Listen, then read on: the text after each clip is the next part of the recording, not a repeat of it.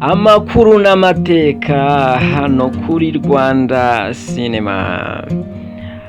Uyu munsi reka tugaruke ku mukobwa mwiza cyane, ku mukobwa abanyarwanda benshi bakunda, Claudette Nsengimana, muzi ndetse mwamenyereye mu kiganiro Inama y'Umunsi, ikiganiro cyafashije benshi, yewe nanjye ndimo, kuko uyu mukobwa hari amagambo avuga y'ubwenge ndetse afasha benshi, afasha abanyarwanda benshi ndetse n'abatuye hanze y'igihugu cyacu. Uyu munsi rero tugiye kuganira cyangwa se tugiye kuvuga ku bintu 4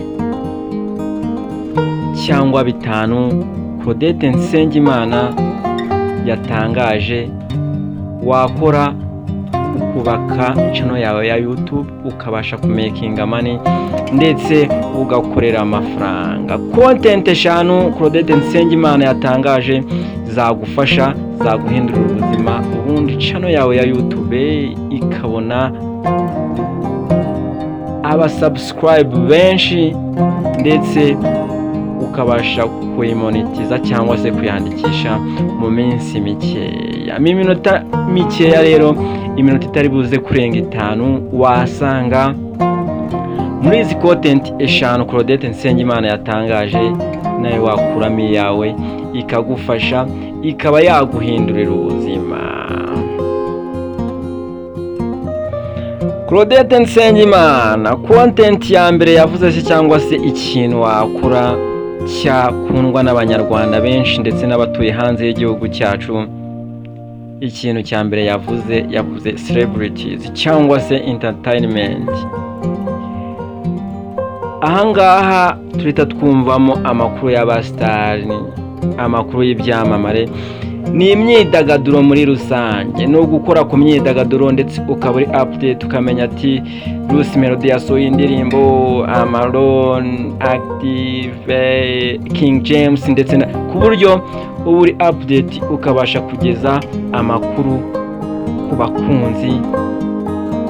bakunze ibiganiro bica kuri YouTube channel yawe. Ikintu cya kabiri Claudette Nsengimana yatangaje cyangwa se content ya kabiri, yavuze ko ukoze ku kiganiro Twitter cyangwa se yise Makeup and Cooking Tutorials, nacyo cyaba ari ikiganiro cyakundwa ndetse cyagufasha kwagura channel yawe mu minsi mikeya. Yagize ati makeup abakobwa benshi ntago baba bazi neza uburyo ikorwamo. Yavuze ko abakobwa benshi bakunda kwitera makeup bagendeye ku biganiro bica kuri YouTube. Agira ati abagabo benshi ndetse n'abasore ntago baba bazi guteka, ariko abenshi bateka bakuye amasomo kuri YouTube. Yavuze ko iyi content nayo yakundwa ndetse yagufasha cyane. Content ya gatatu gospel cyangwa se indirimbo zo kuramya no guhimbaza Imana. Yavuze ko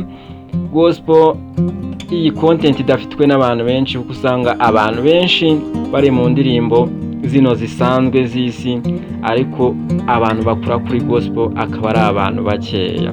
Content ya nyuma nako content ya 4 yavuze pranks.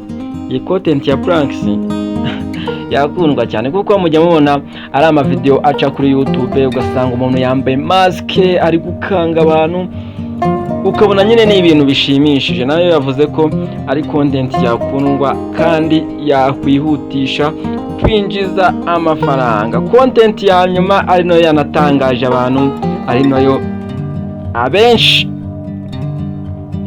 basigaye bakoraho, ugasanga abakobwa nyine tubashize ishoni cyangwa se twavuga ngo bakuyeho, ugasanga ari kwigisha ati ko wabigenza umugabo atagucika, uko basukura mu myanya ndangagitsina y'umugore, ibintu nk'ibyo ngibyo. Yavuze ko content ya sexy nayo iri muri content zikunzwe ndetse zagufasha kwinjiza amafaranga mu minsi mikeya.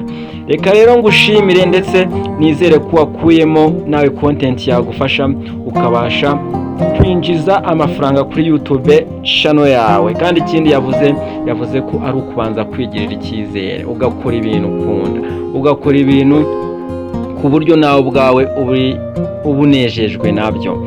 Reka rero ngushimire wowe ukomeza kubana natwe, mwibutsa gukora subscribe nimba utarabikora, like, share ndetse na comment nimba ikiganiro nakugejejeho wagikunze kandi cyakuryoheye. Komeza ugire ibihe byiza rero, ni wa mwanya twise amakuru n'amateka, nanjye niyo mugabo Celestin. Ciao ciao.